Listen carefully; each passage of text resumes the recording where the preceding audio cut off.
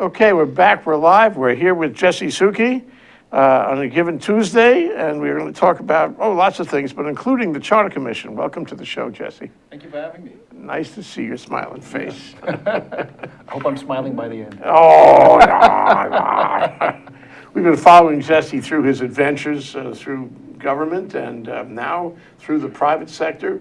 But you know, as Justice Levinson said one time, once you get bit by the bug of government, you can hardly put it down. Oh, yeah. It stays with you because you become familiar with this kind of je ne sais quoi kind of appreciation of how it really all works. Right. You want to stay close Yeah, to that. it's so big. You know, government is so big, and when you're part of it, being able to contribute to some kind of larger purpose, it really takes hold. Yeah. And The common good. common good. Yeah. Yeah. Mahayana, you know Mahayana? No. Yeah, it's a Buddhist phrase, and it means working for the common good. Ah, It's a good thing. that'll be my new mantra. What's that? Mantra. Yes. Yeah. Yes. Okay, well, anyway, so here in community management, talk about, just put it in perspective, you were running the Office of Planning for quite a while under the Abercrombie administration, yeah? Yeah. What was that like in the State Office of Planning? Well, if you're going to work in a state agency, that's the one you should work for. Really? Well, I think it's great because you get to see a little bit of everything. The whole purpose of the Office of Planning is to coordinate. It's like no other office in the state. You coordinate across all of the state agencies. You report directly to the governor. You're working on various different federal programs. You're working with the counties. And all of that work is done to help move Hawaii forward. And so some of the issues that I got to work on with some wonderful staff, was climate issues. We were able to pass the first climate policy in the state in the charter. That is charter. That's what we're going to be talking about later. The charter. Okay. In our ordinance, in our statutes, Yeah. climate change in our statutes that amended the Hawaii State Plan so that decisions regarding Had to anything in take government climate change into account. has to take climate change I thought that into was a account. very good change. Yes, Yeah. so it's great. And so the office now is working on it, still implementing it. And that's another great part of it too, is you want plans to be implemented. And so you have partners during the development of that plan or policy who want to implement it, who are excited about it. And so we were able to work on that. We worked on the food security issue. That was great with some federal partners from Economic Development Administration and Department of Agriculture. And I was pleased to see that the state legislature took it up and made it part of their priorities one year. So that was fantastic work. Just all kinds of ocean policy. And water, I remember I attended I guess a conference and you spoke about water. Right, because the public trust is a key concept in thinking about how we plan the state, our resources that we're all entitled to use.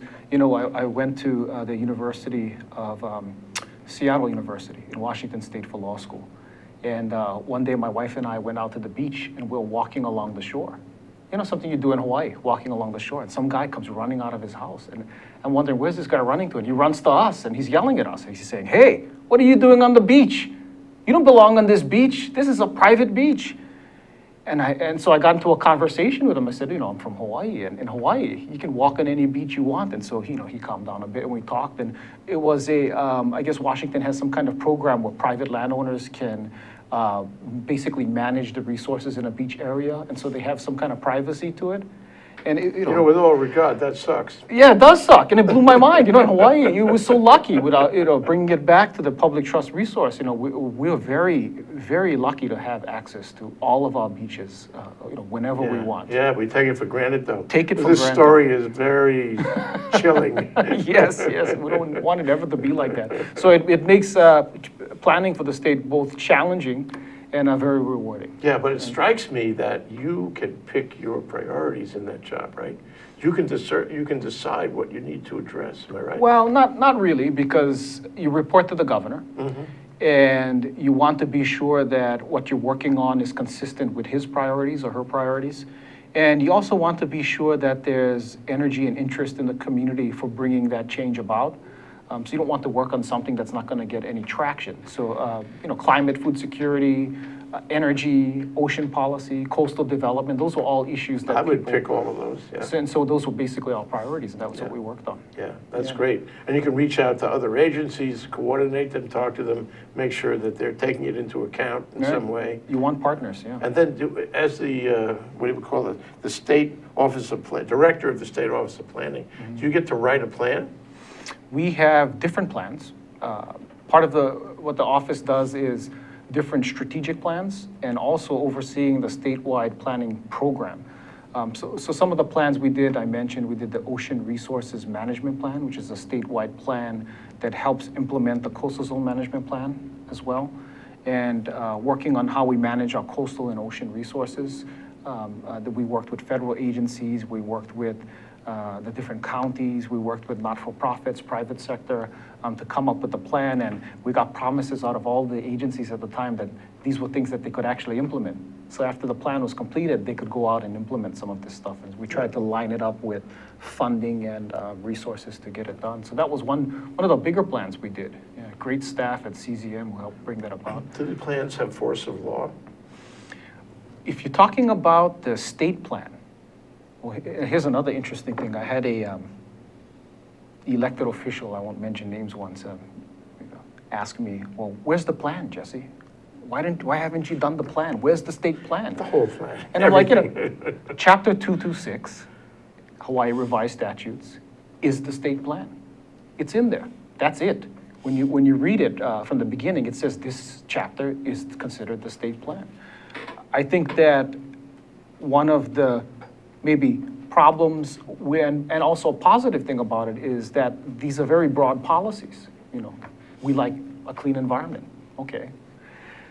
The other part of implementing the state plan is these functional plans that each agency is supposed to come up with, which are basically strategic plans, but they hadn't been done since the 90s. There hadn't been any resources to do it. We tried to do some of it, but I think what we need is to, as a state, is to reconceptualize how those plans work and start doing them again. Because I think a lot of the pushback you see with some of the more recent issues like, TMT and Super Ferry and, these big projects. Some of the energy issues, I can tell you. The energy issues, I mean, these are all big planning issues, policy and planning issues that if we probably took a better, more rigorous, thoughtful approach to it, might avoid some of the backlash. Head off the pandemonium. Right.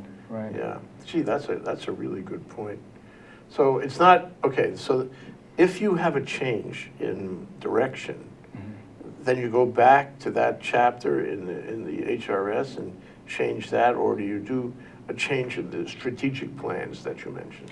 Yeah, so it's three pieces, the state plan. There's the policy, goals, and objectives, which are very broad.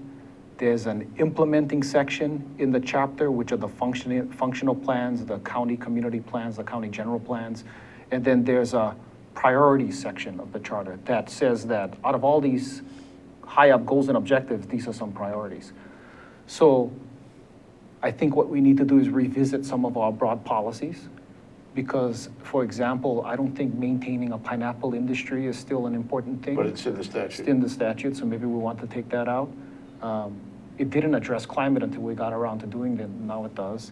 So I think we should revisit those policy objectives.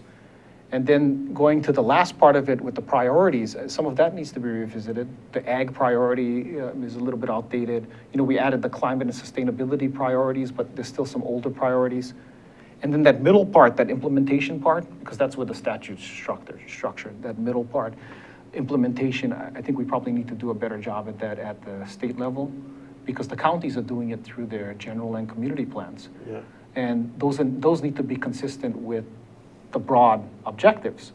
But if those don't change, then that's the quality of the plan, right? Would you agree with me that the general plan in that statute should be amended like all the time to keep up? For example, I don't know if tech is in there, but I would hope tech is in there.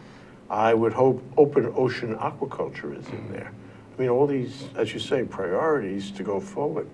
And they changed. I mean, they changed politically, they changed in terms of business, they changed in terms of technology. Who knows? Change in events around the world can change how you prioritize those things. Right. Well, I think if you look at the way the forefathers wrote this legislation, it made a lot of sense. The broad policies I was talking about are visionary, and I think, although some pieces need to be tweaked, I think that generally, you wouldn't change that too much. I think what's missing is that implementation part. And part of that implementation part is identifying specific priorities, how you address them, how you fund it through the budget system for the state. That's the part And that's part of the statute. is missing, and that's part of the statute. So if you want to change it, you have to go change the statute. Well, there's no hammer for it, too. If Yeah. I don't do a functional plan as an agency, there's no recourse. Yeah. Yeah. So it needs something. Needs But something. the notion of having a plan like that built into the statute really makes my blood run faster. Because everybody's always asking, where's the plan? Yeah. Make me a plan. I need guidance and all this stuff. So actually, this kind of process you're talking about could be really, really important to the state. It is. I mean, it could be. It is very important. And I think that, the Office of Planning, when it was first created under the Ariyoshi administration and really had its heyday under Governor Waihe'e, since then it's sort of fallen by the wayside. The funding's dropped dramatically, the amount of resources dropped dramatically, and for whatever reason you can point to. But I think that at the end of the day, the state really needs that planning and policy function to be reconstituted. And it can't just be personalities who make the office better. It needs a good framework. It needs attention. Is it subject to, what do you want to call it, political influence, the plan? I mean, do you find that people come around and they want it their way because that's their kuleana? That's a great thing. It comes up a lot. People get frustrated. They say, a lot of decisions are political, so, who cares? It's all political, I give up. Well, yeah, decisions are political. We live in a democracy. But it's not mutually exclusive from rational decision making. It is not. Okay. The way I think about it is that you can have a rational plan about where we want to be, what our priorities are, and the specific projects that we might want to fund to bring that about. And the politics is about, we only have a limited, Oops.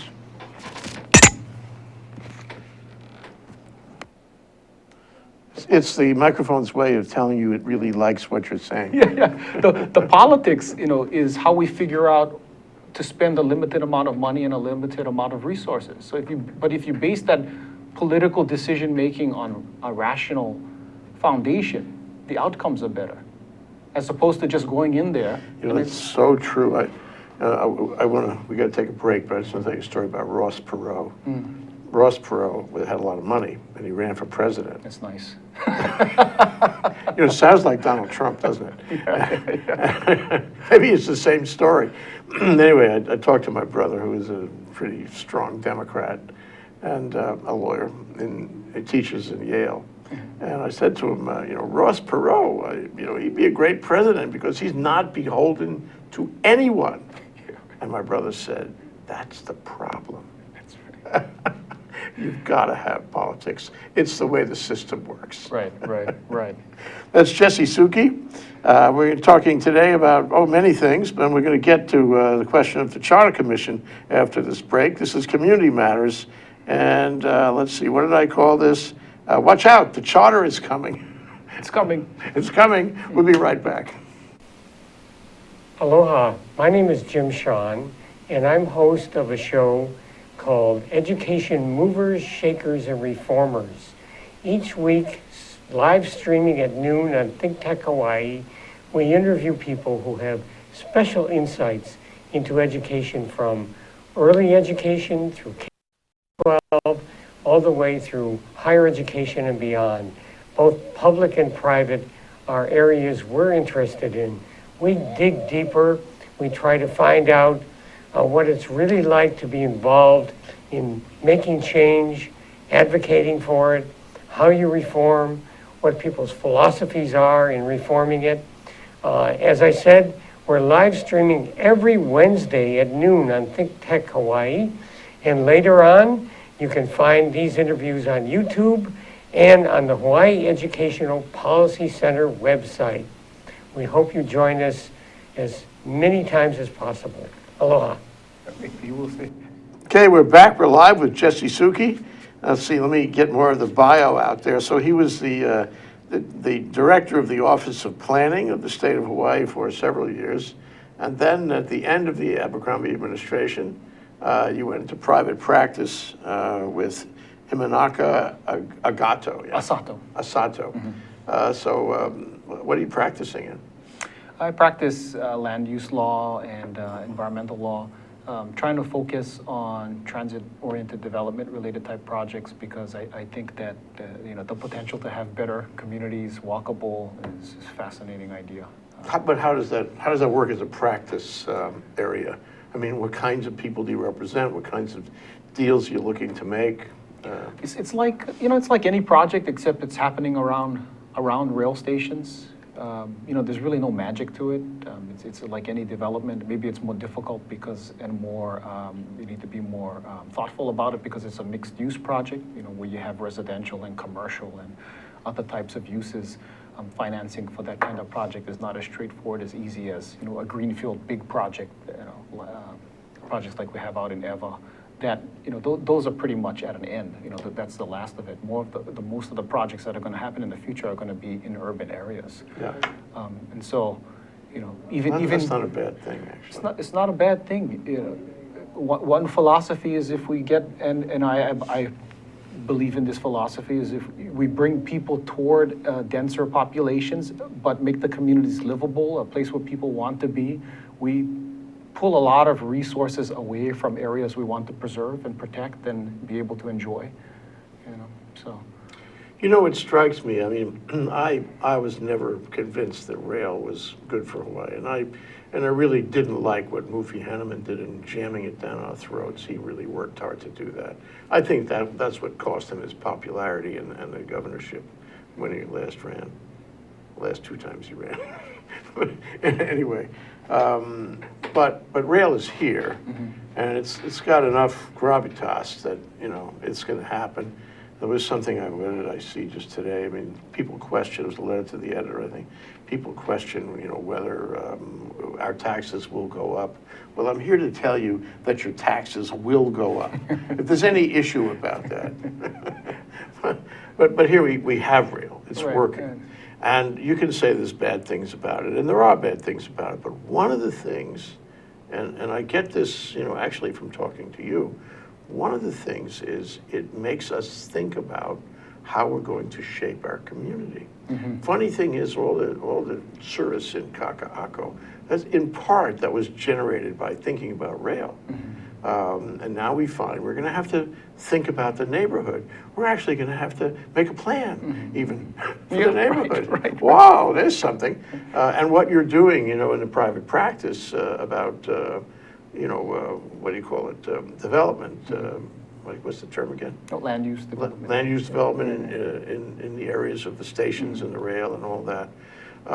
What's happening is people, sure, there's money involved, and the profit motive is there, but the fact is that people have to think about that now. So it's stimulating a whole new thought process, and I think of Kalihi. Kalihi is sort of like Kaka'ako in a way because it's been underdeveloped. There's a lot of areas there that really need development bad. I think of Kaimuki, not that it's on the rail, but I think of Kaimuki, it needs to be stimulated in terms of development. All that shopping area has great prospect, but it needs stimulation. And stimulation in Kaimuki, rather in Kalihi and on the rail itself, transit-oriented, call it that, will actually benefit by having the rail around because people will think about it, and the government and DPP will all think about it, and we'll have some change. Right now, a lot of those neighborhoods are stuck, and if we had, this is an odd thing to say, but if we had no rail, would they change? Or would they stay the same for years and years and years? Right. What do you think? Well, I think that Well, first, I work for Mofi.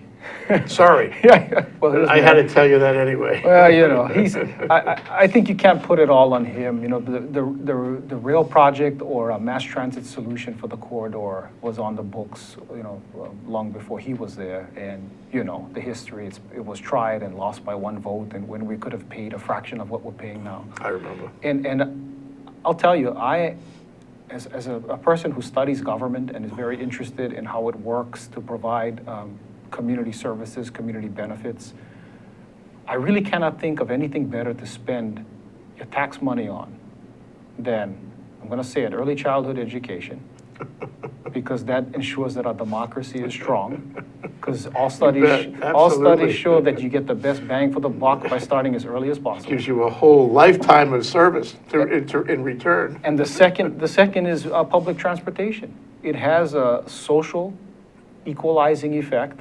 I mean, the thing that prevents people from being able to get to work, from being able to spend time with their families, to getting to the grocery store, it's all about the ability to own a car. It's an outmoded way of transportation. And, one of the things, though, is it's cultural. I'll tell you, I grew up on Maui, and I could not imagine not having a car. Could not imagine not having a car because there was no bus, no public transportation.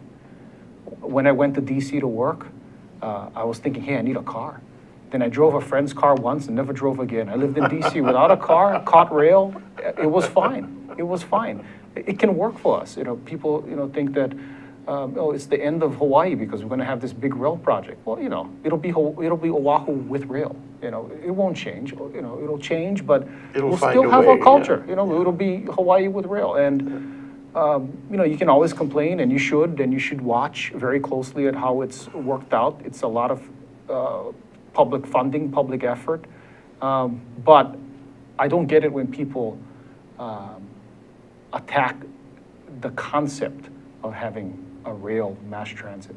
And here's another thing that's hard to wrap your head around. It's without rail, it just gets really bad with traffic projected out, forecasted in the future. With rail, it's not heaven, it's less worse. So it's hard to sell something that makes the world in the future less bad. But the driving thing is population, right? I mean, the only way we can resolve the issue is if we stop having children. And, we're constantly growing. This was a big issue when the state plan was originally drafted. Ariyoshi administration had a lot of these discussions and meetings, Hawaii 2000. The main hurdle was, how do we talk about growth? And, there were the no growth folks, and then there were... We still have plenty of those. But what they arrived at was, what was it? It's escaping me now, but it was basically good growth. But that wasn't the term, it was something else. But anyway, we're growing. It was a realization that we're growing, but it's how we're going to grow, right? And that's why having rail helps, because it creates these 21 stations. It's going to bring development closer to those stations, allow people to move around easier. You add in the bikes, you add in the walking. I think it'll be a good future. I think there's a rendezvous here. I like your thought about this. Talk to the millennials. I do, right here, lots. A lot of them don't have cars. They ride bikes. They're waiting, for the city to sort of rendezvous with them. And it's not just about rail, but rail is part of the rendezvous. And they may be Manhattan or Washington, D.C. kind of oriented after a while, because they don't really care, but they would prefer to get along without cars. And I think they are the key to this. We have to hold them here, and we have to engage them in the conversation. But I think there's a possibility we can have a kind of transportation nirvana if we give them a voice. Yeah. It's, a lot of the planning surveys that they have, show that millennials are driving less and using more alternative means of transportation. And let's not forget that Honolulu has one of the best bus systems in the country as far as rankings go. So we have a culture of people who use public transportation. I think that rail offering another alternative is going to be a great addition. you can go on and debate whether it should be at grade or underground or above ground, but it's being built. We'll see. We'll see. We have to have ongoing conversations about this as it unfolds, you know. Yeah, yeah. I think there's a lot of drama to come yet. Oh, yes, I'm sure. Change is not easy. Yeah, even positive change. Yeah. Yeah. Let's take one more break, and then I do want to come back to the Charter Commission. Okay, And then that'll be the third leg of our journey today. great. Jesse Souki, he's with Imanaka and Asato. I get that right. Yes. And he was with the State Office of Planning, but he's also the chair of the Charter Commission. And in the next part of our program, we'll talk about the Charter Commission. We'll be right back. Aloha, this is Alice V. Hagen from ThinkTech Hawaii Business Education Spotlight. My show is a bi-weekly show on Thursday from 3 to 4 p.m. We invite interesting people, entrepreneurs, fascinating leaders who contribute to the social economic well-being of our state.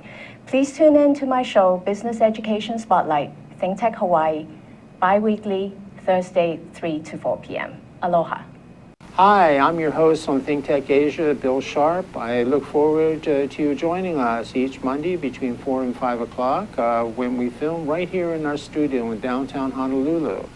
The show, ThinkTech Asia, focuses on contemporary events in Asia. And by Asia, we mean anything from Hawaii, south to Australia and New Zealand, west to Pakistan, and as far north as the Russian Far East.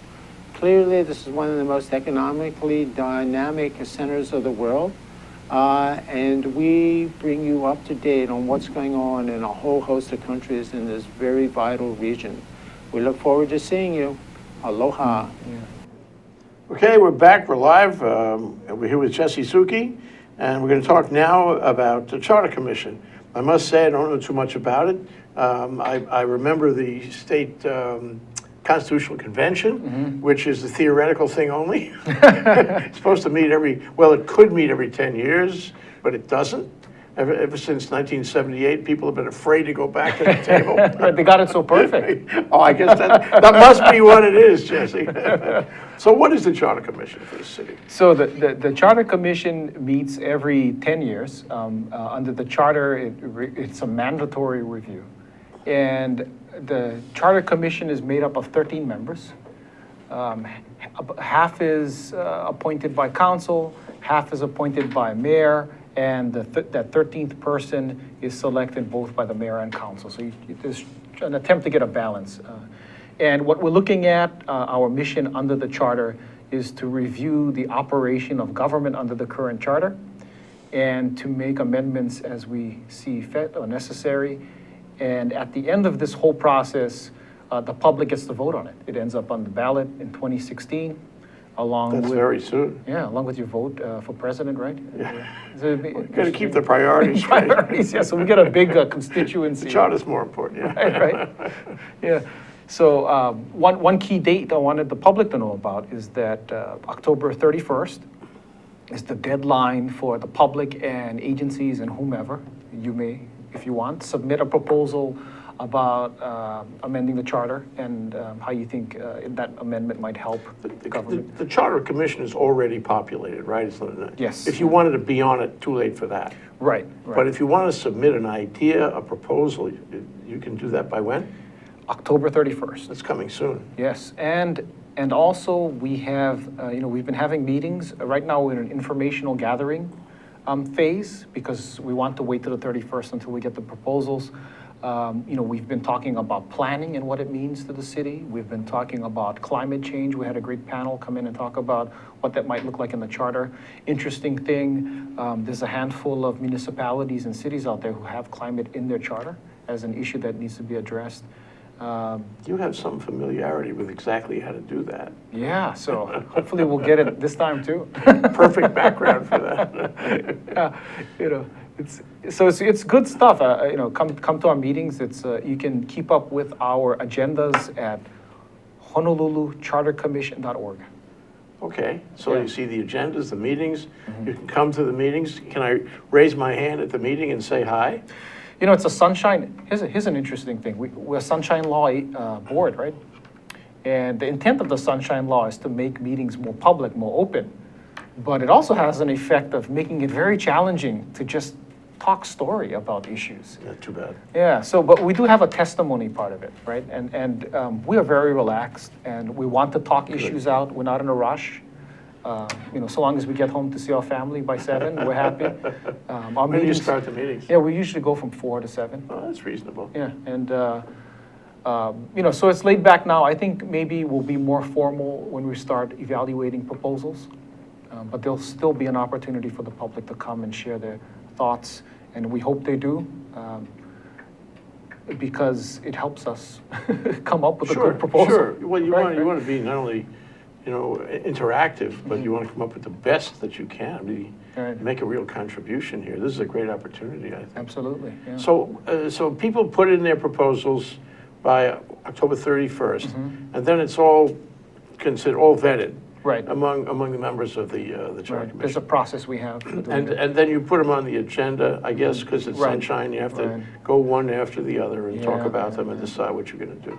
Too bad about the sunshine. I've always been frustrated by the sunshine law. Yeah, I think, we need something like it to protect the This public one, interest. the one that we have, maybe a little too Tough. tough. Yeah. It is tough. Like, for example, we wanted to go out into the community and have more community meetings, and Yeah. we're going to do that, Yeah. but it's very challenging and very expensive. Yeah, you got to publish notice and all that. Right, and that's fine too. It's just that, how you're required to do it and where you're required to do it, but Yeah. not to say that that's not an important law, it is important, but I think that helping to make it easier for different kinds of commissions maybe, Yeah. I think if you're quasi-judicial and you're making a quasi-judicial decision like the LUC or the PUC, you want it to be different, but when you're talking about this kind of volunteer commission where we're trying to get community input, it can be challenging. Yeah. Well, someday, maybe they'll change it. We should make it a thread here on ThinkTech to talk Yeah. about that. Well, the technology part, you'd be interested. Integrating that into the Sunshine Law is also very difficult. Yeah, I remember I served on the NILHA board, Mm-hmm. and they had all the directors come from Oahu to go to Kona every month, and everybody said hi on the plane and spent, I don't know how many hundreds of dollars just to go and say hi together in Kona. Right. It was a huge waste of money. Yeah. So what about using electronic meeting, Well, the state had one system, didn't work, but they didn't want to use it anyway because you had to give notice to everybody and so forth. And so, it's hard to give notice on electronic meetings, I Right, guess. right. The end of the story is that it never changed at all, and it was a huge waste of money. Right. And I thought, as you say, it's so much better to have a free exchange of ideas. Right. Maybe one day in the future. It's a challenge. So you go through all the proposals, including your own proposals, I'm sure. Right, yeah, the way it works is that the charter doesn't say we need to have this sort of public input portion and proposals, but that's the way the commission's operated in the past 2 commissions or so. And of course, I think it's a great idea for having ideas to work with and work from. So after the October 31st deadline, the commission is free to take a piece here, take a piece there, put it together, pull it apart, come up with something totally different. So it's really material for us to think about, deal with. And we hope that if people do introduce something, that they'll come to the meeting and advocate for Sure. it and bring supporters and, help us understand what the issue is and why it's important. Because at the end of the day, it's not just the interest group or the commission. Voters are gonna need to approve this thing, so. Yeah, and it's one proposal at a time. Right, When you go to the voters Right. in November of 2016, it'll be this proposal, yes or no, that proposal, yes or no. exactly. Who? And then, so, here's some numbers. There were like over 100 proposals in the last commission. What was it, 12 made it to the charter? Because the commission has Yeah. can make those priorities. Right, yeah. so 12 of them ended up on the ballot, and out of that, I think like 8 of them actually ended up in the charter. Yeah, so, And these 12 were things that you recommended out of the 100. Right, I mean, right. or the charter recommend. right, Charter the commission, right? Yeah, the commission. Yeah. So that took some time. Yeah. So how do you do the roll up your sleeves work? In other words, suppose you have 2 or 3 proposals that all kind of head in the same direction, but you want to, draft on that. You want to, Right. because in the end, you're going to have to draft. Right. Do you have to draft in public, or do you have committees that can meet in private? Or do you have staff that can draft, Right, so- as staff will draft them? How do you do it? So it's all of those things. We have three staff that we are able to hire with a budget from council. We have an executive administrator, we have a legal researcher, and we have a secretary. So they're going to help with, drafting. The commission does have the commission actually as a whole will consider all of them. And then we have a committee on style who then, puts it into Well, that's great. form. And then we have an education committee, information committee. There's an education process. We're required to actually, by the charter, to write up a short summary of what it is and get it out there in the paper. Come back here, Jesse, really? Yeah. Seriously? Yeah. I think we can be part of the education Sure. project for you. Yeah. I think that'd be great. I really like to do that. Really like to Okay, do that. yeah. So the other thing is, what kinds of issues are you thinking about? You must be thinking about issues now. What kinds of things would titillate the public? I mean, would encourage them to come forward with their ideas? What areas are you interested in? Well, that's the thing. It's not very titillating because we need the public to come in. And some of the issues that we've been talking about are not too exciting, but can be very meaningful. Yeah. Like the planning function, for example. Under the Harris administration, a lot of the different agencies were sort of put together and taken apart and created. So DDC was created and DPP brought in Public Works. And so there has been a lot of discussion about, is it working now? How is it working? Should we take it apart again? One question that came up I thought was very interesting was just planning writ large for the city. Where is that happening? How is it happening? There's some belief, I think, out in the community and some on the commission as well. It's come up that, maybe long-range planning, the big visionary planning for the island is, getting short shrift to permitting side of it, issuing a building permit. George Atta had a great interview in the Hawaii Business Magazine recently about. Yes. That was. He's a great guy, too. Oh, that was good stuff. Yeah. And so that actually was something we sent around to the commissioners for their consideration. The climate change issue, I'd like to see something in the charter about climate. Sustainability has come up, some folks are talking about sustainability, what it means. We had our sustainability coordinator, Jackie Kozak Thiel, who helped with IUCN and coordinating with the counties on sustainability. She went to Colorado. Yeah. Yeah. That's a loss. Yeah, Colorado's paying her very well to coordinate for them, Boulder, right?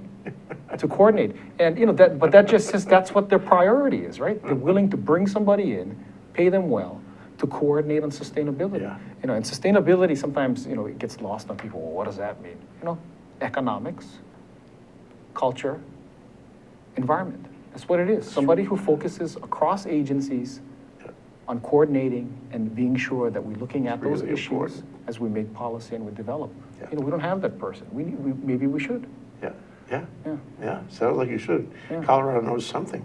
Yeah. So these ideas flow around, and you get curious as the chair of the commission. You say, I want George Otter to come down and explain more. Yes. Can you do that? I mean, I know subpoena may be much too strong Right, a we word, don't but subpoena, right. well, you could call him up and say, George, Yeah. can you come and talk to us, right? The council and the administration have been very kind. I think this might be where they agree on something. And so the mayor has been very helpful. We've got his directors there and the managing director, and then council chair has sent his offices under him. And during the info briefing period, we've been talking with them about what their challenges are. And it's hard for them because they're serving, and so if I'm in a position when I was director of Office of Planning and these ideas used to come up about, why don't we take Office of Planning apart and move it here, I'd mostly not be supportive of that because, I only have so many years to get things done, and if you reorganize, that just stops everything. So I can feel the pain of the agencies when they're there in front of us and we're asking, what can we change? Right. But we're really trying to help. We're really trying to figure out what are the things we can do to help make government work better. Not just now or under this or the next administration. We're talking about 10 years out into the future.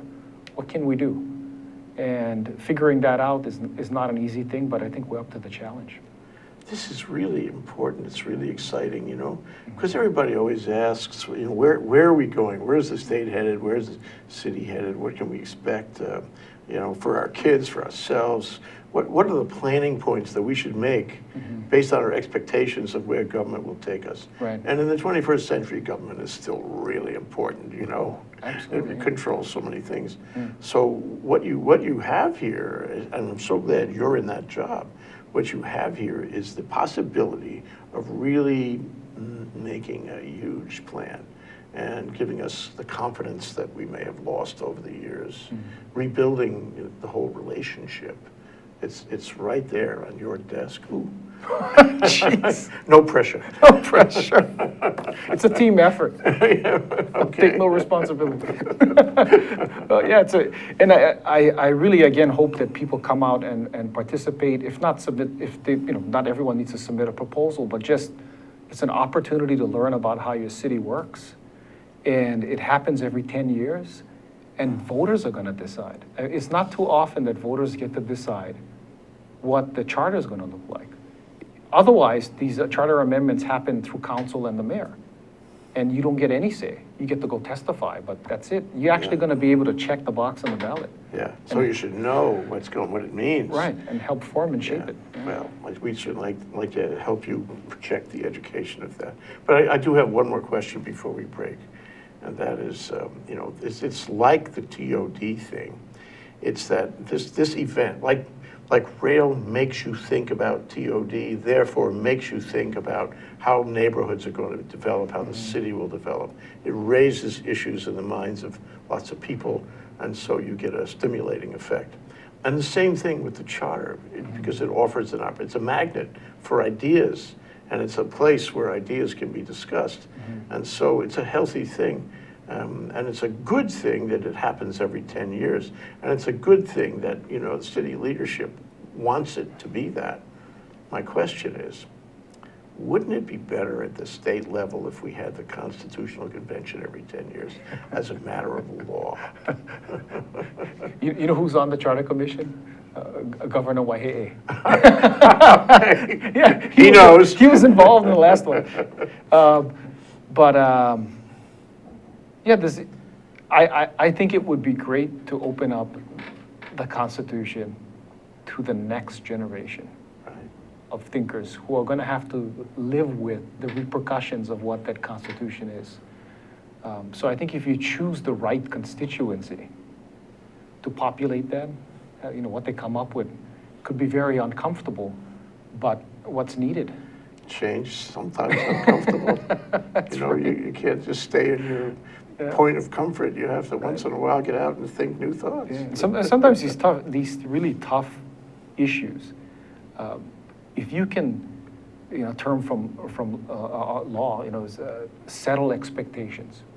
So if I know, as someone coming in with money to develop something or make an investment in Hawaii, if I know that, well, that's not something that would take hold because there's a plan that says it's not going to, then, you know, you won't get this pressure from someone wanting to do something that doesn't work. You know, instead they'll focus on the things that, and we will attract the investment that we like, you know, as a society.